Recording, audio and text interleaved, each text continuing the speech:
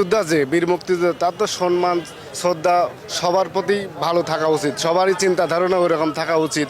এখন মুক্তিযোদ্ধা হলে যে সে অপকর্ম করলে তার যে সাজা হবে না তাও না, আবার সে যে হচ্ছে কি আপনার ভালো দিক নির্দেশনা পাইলে পারে কিন্তু সমাজে বহুত লোক তার জনপ্রিয়তা হয়ে উঠবে। তো এখন আমার সন্তান যদি খারাপ হয় তাহলে তো আমার খারাপই বলা লাগবে, কিন্তু আমার সন্তান যদি ভালো হয় তাহলে আমার সবাই ভালো বলবে, শুধু আমি বলবো না, এলাকার মহল্লার গ্রামবাসী ইউনিয়নবাসী জেলার সবাই ভালো বলবে। আর সন্তান নিজের পেটের সন্তান যদি খারাপ হয় তাহলে সেটাকে খারাপই বলতে হবে।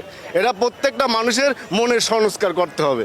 মনের সংস্কার করলে ভালো মন্দ দিক নির্দেশনা দেখলে পারে দেখেন আপনারা বহুত যুগের থেকে দেখে আসছে যে আলেম বুজুর্গিরা বহুত বড় বড় হেনস্থান হয়েছে, আল্লাহ তাদের কিন্তু সহযোগিতা করছে। এখন বীর মুক্তিযোদ্ধা একদম অসহায় যদি হয়ে থাকে, তার প্রতি যদি অন্যায় করা হয় তাহলে তার শাস্তি হওয়া উচিত।